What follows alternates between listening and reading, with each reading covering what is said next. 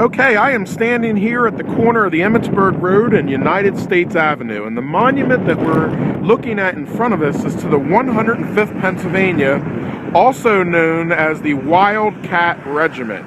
And we're going to do a small video series here on the Willdcat Regiment and their actions here at Gettysburg on July 1st, 2nd, and 3rd, 1863. We're going to begin here at the monument, and I want to talk a little bit about the monument. It has the Pennsylvania seal on the front of the monument and also the regimental nickname called Willdcat Regiment. And then if you look above, you'll actually see a bronze portrait here of a wildcat. Now, what many people don't realize about this nickname and what it means, it really doesn't have anything to do with the way they fought here at Gettysburg. A wildcat were men, and this regiment was formed in western Pennsylvania, in Jefferson, Allegheny, Westmoreland, and Indiana counties out near Pittsburgh, Pennsylvania. And wildcats were men who struck out on their own in search for oil. And as we know, Pennsylvania is very rich in oil and mine and coal fields, especially the western part of the state. So these men in the 1860s who struck out in search of oil were called wildcatters. And because a bunch of wildcatters struck out in oil and then were raised into a regiment here during the Civil War, the nickname of the regiment became the Willdcat Regiment. We're going to end our video series back here at the monument, but before we go into our next part, at the Battle of Gettysburg, they were commanded by Colonel Calvin Augustus Craig, who was also wounded here on July 2nd, 1863. The 105th were members of the 3rd Corps under Major General Andrew Humphreys. They were in the 1st Division under Major General David Bell Birney.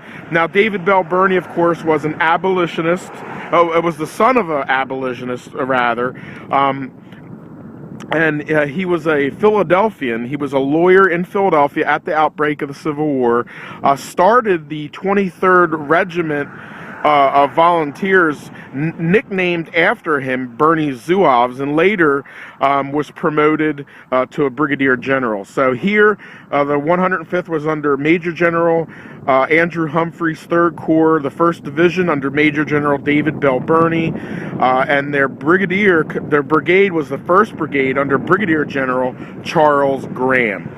In our next video, we're going to talk about their bivouac site. Now, on the afternoon of July 1st, 1863, around 1:15 p.m., the regiment began the march toward Gettysburg.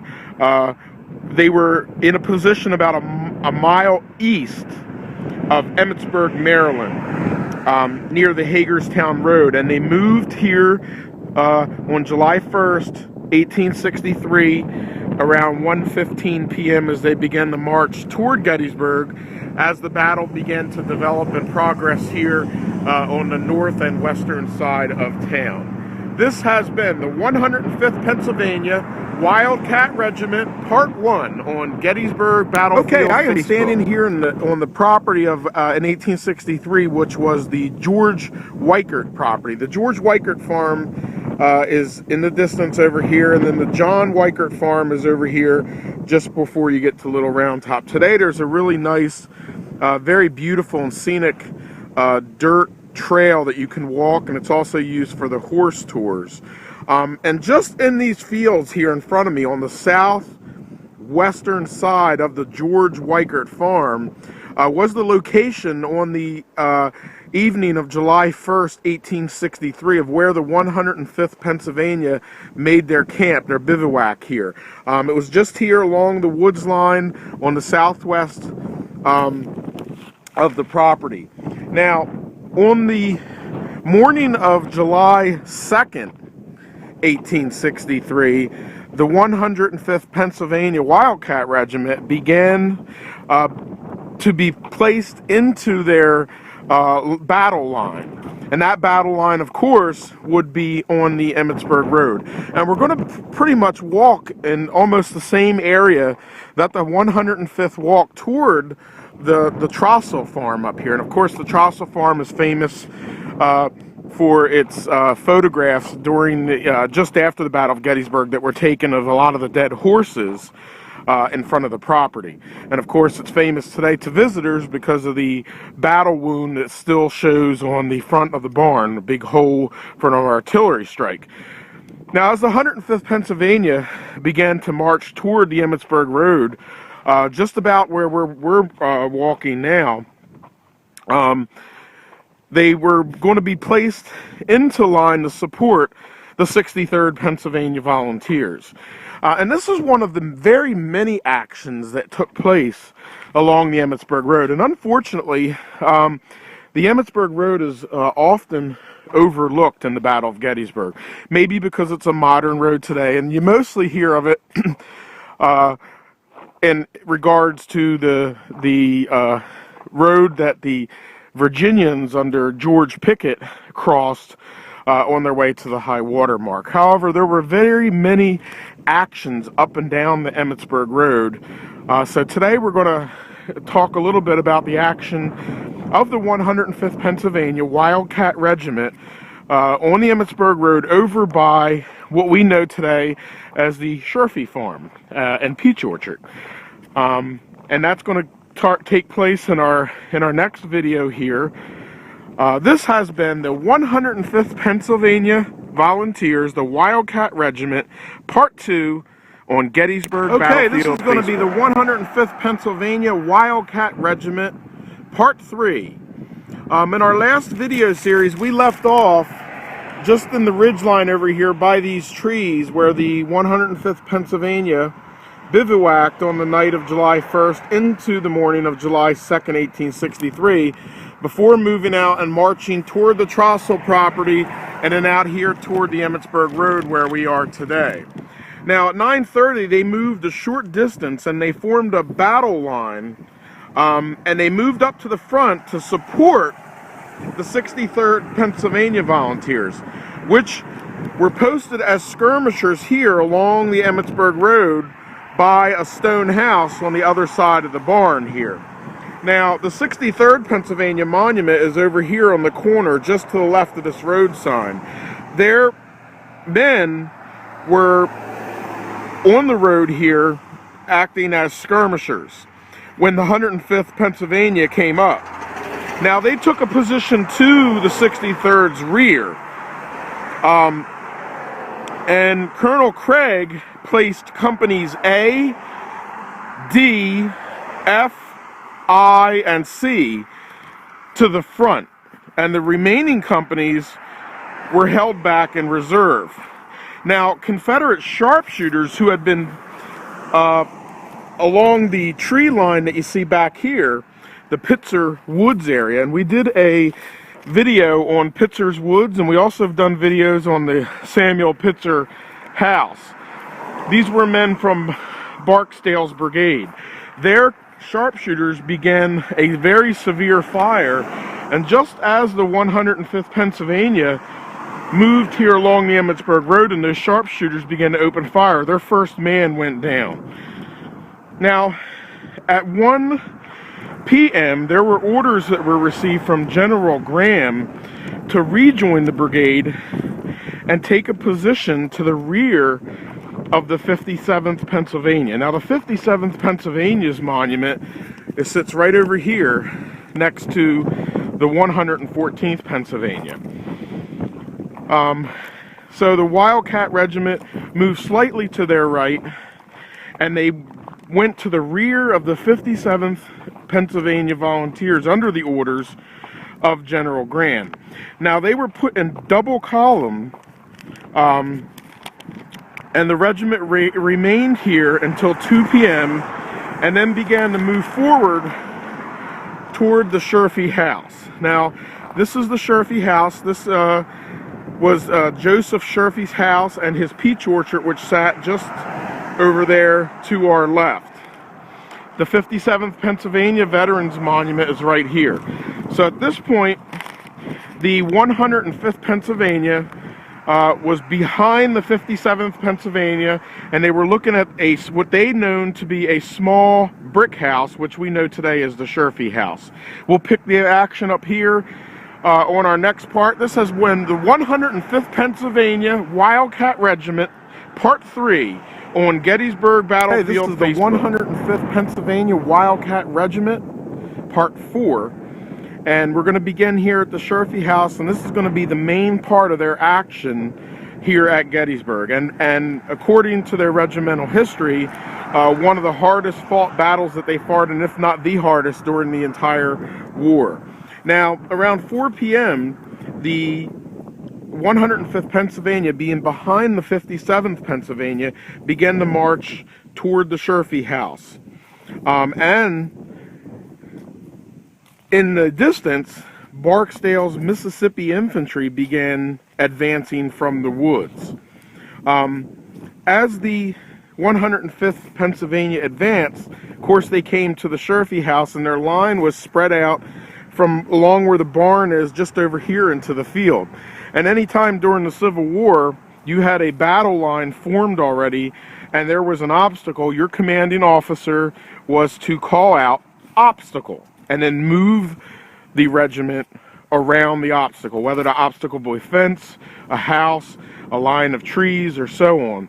And the men automatically knew that it was a scatter advance, where they would just, wander around the building and then reform the same line on the rear. So the 105th Pennsylvania moved around the obstacle, which was the Sherfy House, behind the 57th Pennsylvania. Now, after about 15 minutes in the battle, the 104th and 57th Pennsylvania, who were in front of them, gave the 105th Pennsylvania no chance to really get in the fight, since they had their own troops in front of them. So what Colonel Craig was, he moved his troops, being behind the Sherfy House, facing this direction, he moved his troops at the right oblique and moved on to the right-hand side of the 57th Pennsylvania. So now the line of battle facing the Barksdale's Mississippians was the 57th Pennsylvania right here. To their left the 105th Pennsylvania right here. To their left would have been the 57th Pennsylvania, and then over here in line with where the barn sits today would have been the 114th Pennsylvania, also known as Collis Zouaves, which I did a video on earlier. Want to go back and watch, because this takes place during the same action. Now, as Barksdale's troops advanced toward the house, they began to wheel left and fire into the right flank of the regiment, because what happened after 15 minutes of being in line of battle here, the 114th Pennsylvania and the 57th Pennsylvania gave way, and they began to retreat back here beyond the house, back toward the Emmitsburg Road. That left the complete left flank of the 57th Pennsylvania exposed. And so what happens here now, as the men begin to retreat back, the 57th's left flank is exposed, and they rallied and formed a line along the Emmitsburg Road. We're going to pick up this flank maneuver by Barksdale's troops in our next video. This has been the 105th Pennsylvania Wildcat Regiment here on Gettysburg Battlefield. I'm here at the Sherfy House, and this is going to be part 5 on our series on the 105th Pennsylvania. As the 57th and 114th to the left of the 105th gave way and began to retreat, leaving their flank exposed, Barksdale's Mississippians advancing on quickly on them, the regiment began to retreat slowly, changing their front to the rear on the 1st Company, headed back toward the Emmitsburg Road. Barksdale's Mississippians began advancing very, very quickly and actually getting on the left flank of the 105th Pennsylvania, primarily soldiers from the 13th and 17th Mississippi, who began to fire into their flank.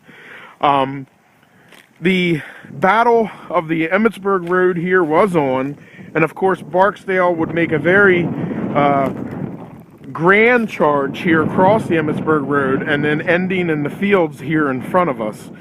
The Emmitsburg Road primarily being the battle line. And after an hour or so, the battle came to a stalemate, and pretty much the ground that the Union started on, they held at high cost, however, and we'll talk about that in our last video at the monument with the casualties. This has been the 105th Pennsylvania Wildcat Regiment, Part 5 on Gettysburg Battlefield. Where we started at the monument to the 105th Pennsylvania Wildcat Regiment, and this is going to be our final part on our video series on their actions here at Gettysburg on July 1st, 2nd, 3rd, 1863. In our first 5 videos, we talked about their actions on July 1st and 2nd, or their placement on July 1st or 2nd rather.